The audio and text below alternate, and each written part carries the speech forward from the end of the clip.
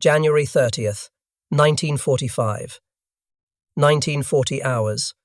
Captain Juan Pajota crouched behind the wooden supports of the Cabo River Bridge in WWII Philippines, watching 1,000 Japanese soldiers preparing for evening formation on the far bank. Behind him, 200 Filipino guerrillas waited in firing positions along the riverbank. In 30 minutes, American Rangers would attack a prisoner of war camp 800 yards to the south. If those 1,000 Japanese soldiers crossed this bridge, every Ranger and every prisoner would die. Pajota had fought the Japanese for 3 years. He knew their tactics, knew their weapons, knew how they thought. He also knew the mathematics of what he was about to do. 200 guerrillas against 1,000 trained infantry supported by tanks. The numbers said he would lose. The numbers said his men would break and run within minutes. The numbers said this bridge would be swarming with Japanese reinforcements before the Rangers could evacuate a single prisoner. But Pajota had something the numbers did not account for. He had a bridge rigged with explosives, a V-shaped choke point, and 25 landmines buried in the approach. He had machine guns positioned to create interlocking fields of fire. And he had men who had watched the Japanese murder, starve and torture their countrymen for 3 years. Men who would die before letting those soldiers cross. What happened in the next 45 minutes would become one of the most lopsided defensive engagements in the Pacific War. Against impossible odds, Pajota and his guerrillas would kill more than 400 Japanese soldiers while suffering 21 killed themselves. They would destroy tanks, annihilate flanking attempts, and hold that bridge long enough for the Rangers to complete their mission. And the entire operation would rest on a decision Pajota had made 3 days earlier, a decision that had nothing to do with firepower and everything to do with understanding what his enemy could not see. The first American prisoner at Cabanatuan was Sergeant James Baldassare, captured at Bataan on April 9, 1942. Baldassare had been a supply clerk with the 31st Infantry Regiment. He watched Japanese bombers destroy his unit's equipment, watched his commanders surrender, and then began what prisoners would later call the Bataan Death March, 65 miles over 5 to 10 days. No food, no water. Men who fell were bayoneted where they lay. Men who asked for water were shot. Men who helped their friends were beaten to death. Of the 76,000 men who began that march, fewer than 54,000 reached Camp O'Donnell alive. Baldassare survived. He weighed 170 pounds when he surrendered. He weighed 112 pounds when he reached O'Donnell. 3 months later, he weighed 94 pounds when they transferred him to Cabanatuan. At Cabanatuan, prisoners received 2 meals per day, rice mixed with water. Sometimes with weevils. Sometimes with pieces of vegetable so rotten they could not be identified. Starvation rations for men performing hard labor in tropical heat. The Japanese camp commander was Lieutenant Colonel Shigeji Mori. Mori believed that surrender was the ultimate disgrace, that men who surrendered deserved no mercy, no humanity, no consideration beyond what was required to extract labor. His orders were clear. Work them until they die. If they cannot work, let them die faster. By the end of 1942, 2,642 Americans had died at Cabanatuan. Disease killed most of them. Dysentery, malaria, beriberi, dengue fever. Infections that would have been treatable anywhere else but at Cabanatuan meant death because there was no medicine. The Japanese provided none. They forbade the prisoners from receiving any from outside. Baldassare watched men die in the barracks next to him. He watched them die in the latrines, too weak to stand. He watched them die during formation, collapsing in the morning Sunday. And every week, the burial details grew larger. The camp had 3 separate compounds at its peak. Camp 1 held the sick and disabled. Camp 2 housed healthier prisoners assigned to work details. Camp 3 served as a transient facility. By 1944, only Camp 1 remained operational, its population reduced by death and transfer to other locations. Prisoners organized secret resistance despite the risks. Some built hidden radios from scrounged parts, carefully dismantling and hiding components during Japanese inspections. Others established smuggling networks with Filipino civilians who risked execution to provide medicine and food. A few prisoners maintained detailed records of Japanese atrocities, hiding documents in latrines and buried containers, determined that someone survived to tell what happened. The Filipino underground proved essential to prisoner survival.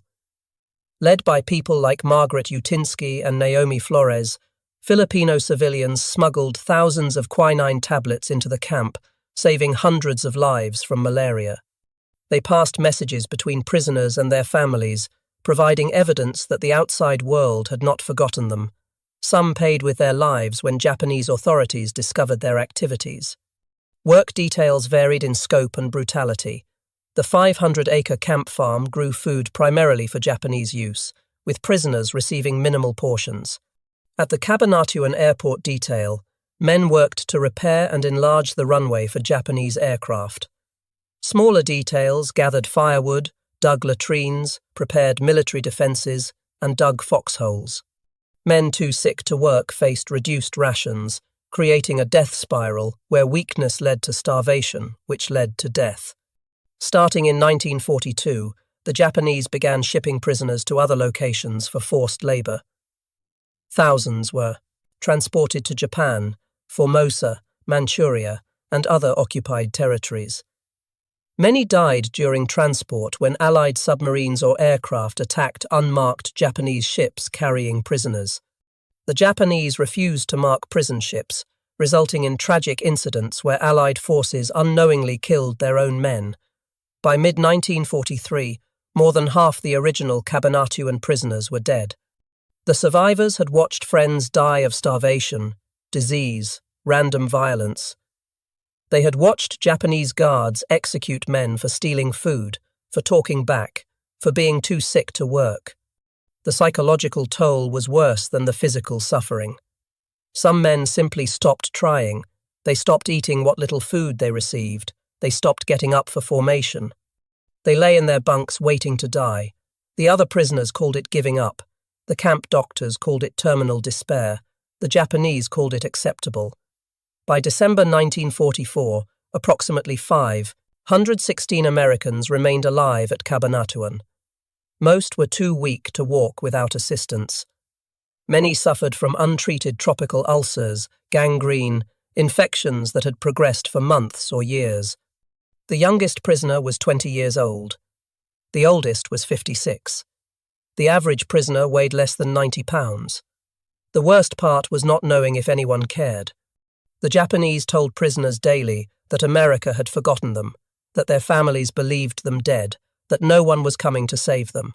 Some prisoners believed it. They wrote letters that would never be sent. They made plans for after the war they would never see. They told themselves stories about rescue that seemed more desperate with each passing month. Then, on December 14th, 1944, something happened that confirmed their worst fears. The Palawan massacre occurred on December 14th on Palawan Island, 300 miles south of Luzon. 150 American prisoners were held there in a camp similar to Cabanatuan. When American forces landed on nearby Mindoro, the Japanese camp commander received orders from Tokyo. Execute the prisoners. Leave no witnesses. The guards told prisoners there would be an air raid drill. They ordered everyone into covered trenches. Once the prisoners were inside, guards poured gasoline into the trenches and threw in lit torches. Men were burned alive. Those who tried to escape were machine-gunned or bayoneted. 11 men survived. They jumped into the ocean, swam to nearby cliffs, and hid until nightfall. Filipino guerrillas found them and smuggled them to American lines. Those survivors told their story to Army intelligence officers. The massacre reached 6th Army headquarters within 48 hours. General Walter Kruger understood the implications immediately. If the Japanese were executing prisoners on Palawan, they would execute prisoners everywhere. There were thousands of American prisoners in camps across the Philippines. Kruger needed to rescue them before the Japanese could carry out similar orders. Major Robert Lapham commanded Filipino guerrilla forces near Cabanatuan. Lapham was 28 years old, from Iowa, fluent in Tagalog, and had been living behind Japanese lines for 3 years. His guerrillas controlled most of the rural areas around Cabanatuan. They knew every road, every village, every Japanese position. On January 26th, Lapham rode 30 miles through Japanese territory to reach 6th Army headquarters.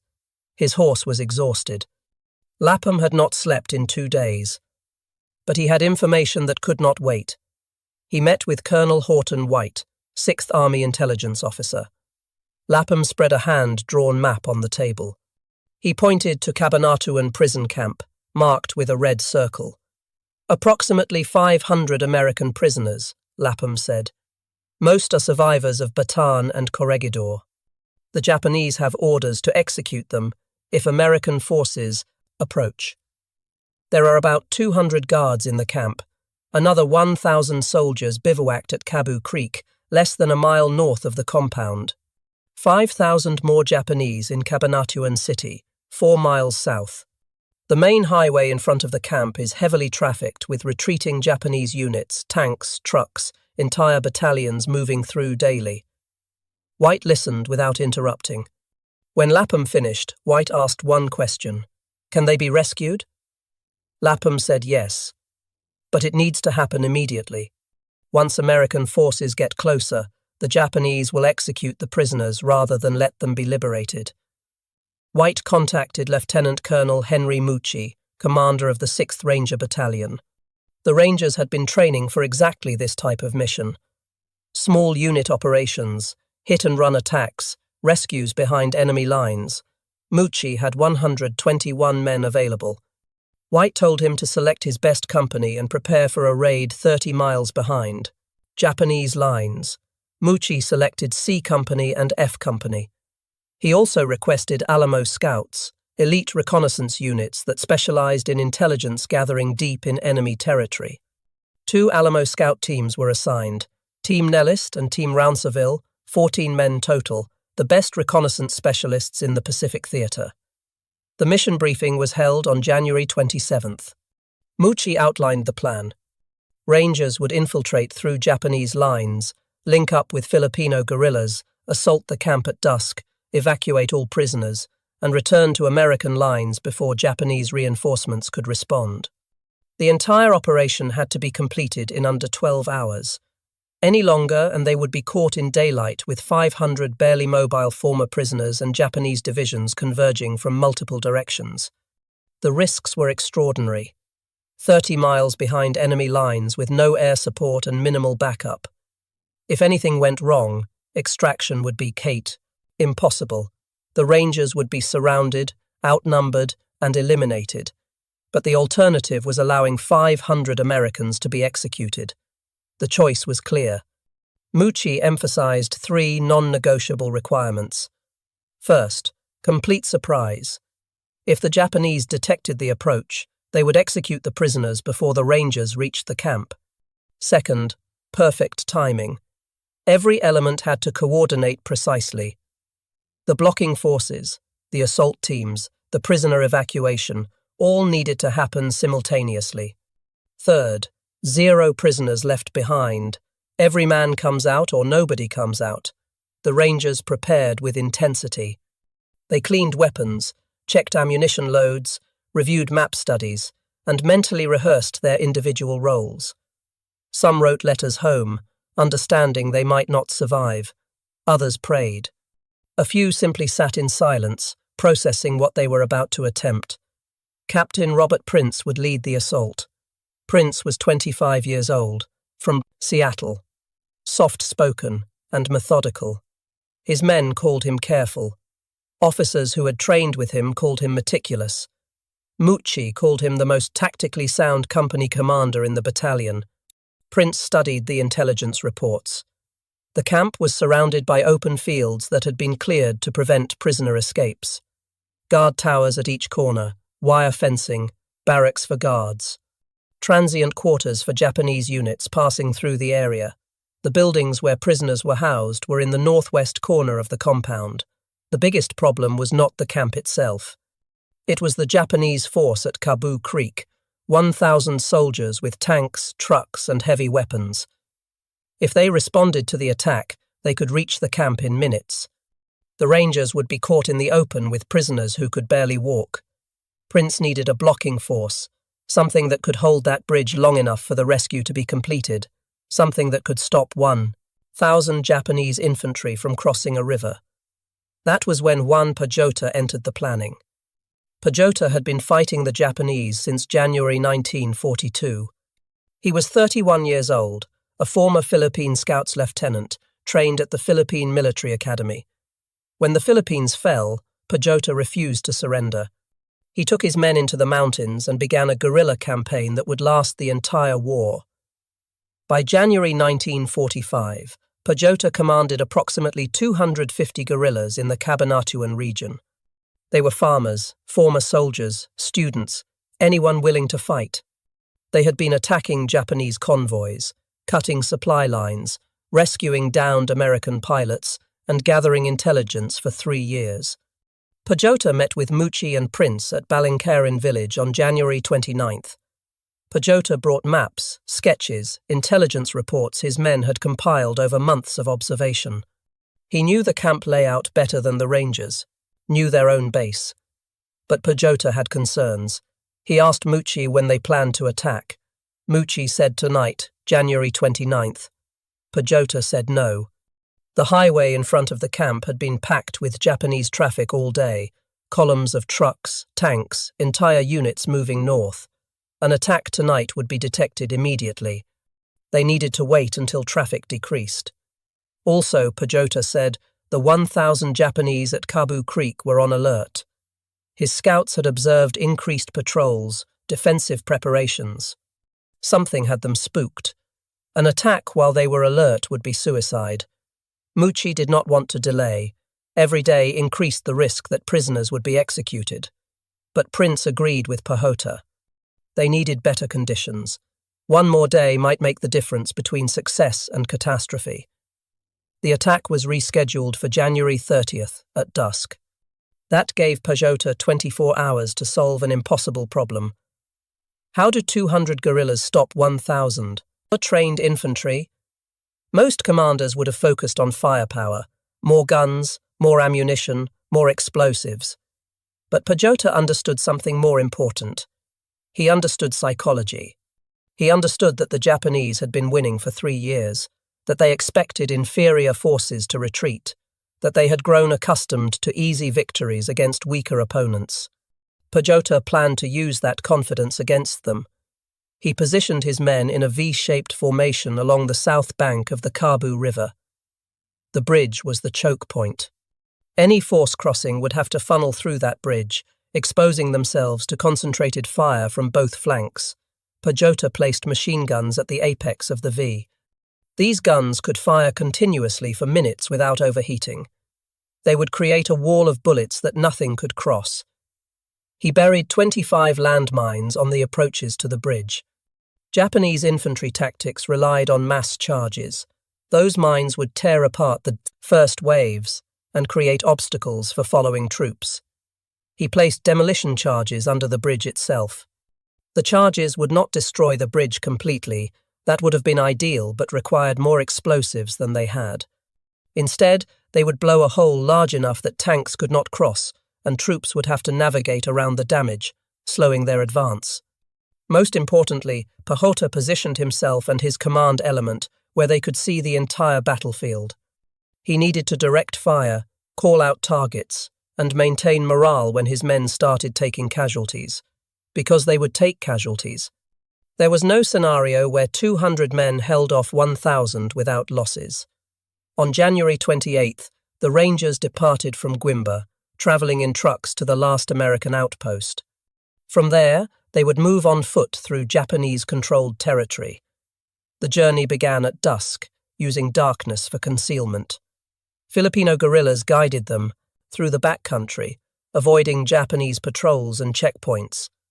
Local villagers had been instructed to pen their chickens and muzzle their dogs to prevent noise that might alert Japanese forces. Some families moved temporarily from areas near the planned route, their absence less suspicious than remaining and risking discovery of the large American force moving through. The infiltration required absolute noise discipline. Rangers wrapped equipment to prevent rattling. They communicated with hand signals. They moved in single file, each man maintaining visual contact with the man ahead. Japanese truck convoys passed within yards of their positions.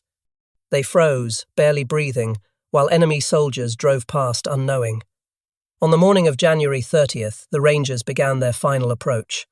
They moved in daylight, crawling through rice paddies, hiding in irrigation ditches whenever Japanese vehicles passed on the road. The advance was agonizingly slow. They covered 800 yards in 6 hours. The Alamo Scouts went ahead.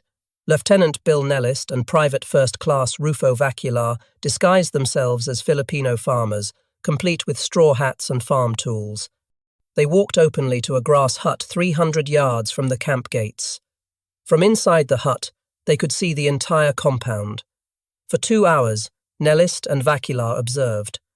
They counted guard positions, noted shift changes, identified the prisoners' barracks, and located a shed containing 4 Japanese tanks.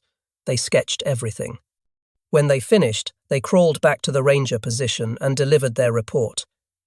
Prince adjusted his plan based on the new intelligence. F Company, under 2nd Lieutenant John Murphy, would attack the front gate and eliminate the guard towers. C Company, under Prince, would hit the rear of the camp and clear the prisoner barracks. The attack would begin at exactly 1940 hours. A P-61 Black Widow night fighter would buzz the primes at camp to distract the guards, while Rangers crawled into position. At 1800 hours, Pajota and his guerrillas moved into position at the bridge. The Japanese across the river were finishing evening formation. Pajota could hear their officers shouting orders. He could see campfires being lit. He could smell food cooking. 1,000 men preparing for a quiet evening, unaware that in 90 minutes their position would be under attack. Pajota checked his watch. 1910 hours. 30 minutes until the Rangers attacked. His men were ready, machine guns loaded, mines armed, demolitions prepared. Now they waited. 1930 hours. 10 minutes. Pajota could hear the P-61 approaching from the south. The distinctive twin-boom sound of the aircraft engines carried across the rice paddies. The plane roared over the camp, engine backfiring, performing aerobatics, drawing every Japanese guard's attention skyward. 1940 hours. Pajota heard the first shots from the camp. F Company had opened fire. The sound was unmistakable. M1919A, 4 machine guns, M1 rifles, the heavy thump of grenades. The attack had begun. Across the river, the Japanese camp erupted. Officers were shouting, men running for weapons, trucks starting. Pajota could see them organizing, forming up, preparing to move. They would cross the bridge. They would reinforce the camp. They would kill every ranger and every prisoner unless Pajota stopped them. The first Japanese soldiers reached the bridge approach at 1942 hours. They were running, no tactical formation, just a mass charge toward the sound of gunfire. Pajota waited. His men had orders to hold fire until the enemy was committed to the bridge approach. 50 Japanese soldiers were on the bridge when Pajota gave the order. His guerrillas opened fire simultaneously, machine guns and nearly 200 rifles firing into a concentrated area. The effect was devastating. The bridge approach became a killing zone. Japanese soldiers fell in clusters. Those behind them tried to retreat, but more soldiers were pushing forward. The bridge became choked with bodies. 1944 hours. Pajota detonated the charges under the bridge. The explosion created a large hole in the structure, not enough to stop infantry, but enough that vehicles could not cross. A Japanese tank attempted to cross anyway. It fell into the hole and blocked the bridge completely. More Japanese soldiers were charging. Pajota could see officers trying to organize them, trying to form proper assault lines. But the V-shaped defensive position caught them in a crossfire. Every approach was covered. Machine gun fire swept across the riverbank. Rifles picked off officers. The Japanese were taking horrific casualties and gaining no ground. 1946 hours. Pajota saw Japanese soldiers attempting to flank his position. They were moving downstream, trying to cross the river away from the bridge. Pajota had anticipated this. He had positioned a reserve squad with orders to watch the flanks. They engaged the flanking force. Within minutes, the flanking attempt was annihilated. Bodies floated downstream in the current. The Japanese tried again. Another mass charge at the bridge. This time, they brought forward a second tank. The tank fired its main gun at the guerrilla positions. The round exploded near one of the machine gun nests, killing 2 guerrillas and wounding 3 more. A guerrilla with a bazooka, trained only that morning by Rangers, stood up with the weapon. He had never fired it in combat.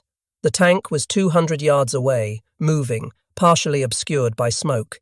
He aimed, breathed out, and fired. The bazooka round struck the tank's front armor and penetrated. The tank stopped, hatches flew open, crew evacuated. Before they could reach cover, rifle fire cut them down. The same guerrilla reloaded and destroyed 3 more tanks attempting to cross, 4 Japanese. Tanks destroyed by a fighter who had learned to use the weapon that morning. 1950 hours. The Japanese stopped charging. Pajota could see them reorganizing, pulling back, establishing defensive positions on their side of the river. They had taken massive casualties, lost their tanks, and failed to cross the bridge. For the moment, the attack was paused, but Pajota knew they would try again. Japanese infantry doctrine emphasized aggressive assault. They would regroup and charge again and again, until either the bridge fell or they ran out of men. 1952 hours. The Japanese charged for the 3rd time. This assault was better organized. They used smoke grenades for concealment. They concentrated fire on the machine gun positions to suppress the guerrillas. They advanced in proper fire and maneuver teams, some shooting while others moved. It was the most dangerous moment of the engagement. Pajota's men were taking sustained fire. Casualties were mounting, the Toding River revolting. Machine gun positions were under constant bombardment. If one of those guns went silent, the entire defensive line could collapse. But the guerrillas held. They had personal stakes in this fight that went beyond tactics or duty. Many had family members who died at Japanese hands. Many had spent 3 years watching their country occupied, their people starved, their culture suppressed. This bridge was more than a military objective. It was revenge, justice, liberation, all concentrated into a few square yards of ground they would not surrender. 1958 hours.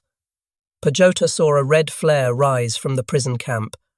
That was Prince's signal. The Rangers had evacuated all prisoners. They were moving toward the Pampanga River rendezvous point. The mission was complete. But Pajota could not withdraw yet. The prisoners were still within range. If Japanese forces crossed the bridge now, they could intercept the evacuation. Pajota needed to hold for at least 10 more minutes, 20 hours. Another Japanese charge. This one was desperate, suicidal. They knew the prisoners were escaping. They knew reinforcements would arrive too late. This was their last chance to salvage something from the disaster. They charged straight into the machine gun fire. No cover, no concealment, just running directly at the bridge. Dozens fell. Then dozens more. The machine guns were overheating, barrels glowing red from sustained fire. Guerrillas were pouring water on them to cool them down while continuing to fire. 2 hours. The charge broke. The surviving Japanese soldiers retreated. They had lost more than half their force trying to cross that bridge. Their officers were dead or wounded. Their tanks were destroyed. Their morale was shattered. 20:05 hours. Prince fired a second red flare. That was the signal for Pajota to withdraw. The prisoners were across the Pampanga River. They were safe. Pajota gave the order. His guerrillas pulled back, by squads, covering each other's retreat. They moved quickly through pre-planned withdrawal routes. Behind them, the bridge was littered with Japanese dead. Pajota estimated more than 400 enemy killed. His guerrillas had suffered 21 killed and approximately 30 wounded. Against 1,000 attackers supported by armor, his 200 men had held that bridge for 25 minutes and inflicted a casualty ratio of more than 15 to 1. But Pajota had no time to count bodies or assess damage. His guerrillas had to reach the rendezvous point, help evacuate prisoners, and get everyone across the Pampanga before dawn.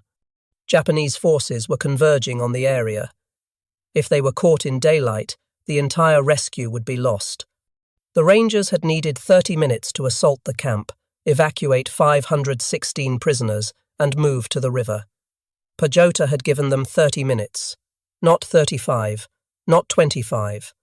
Exactly 30 minutes, because that was what the mission required, and Pajota understood that in this type of operation, timing mattered more than firepower. At the prison camp, Prince's assault had gone nearly perfectly. The P-61 distraction had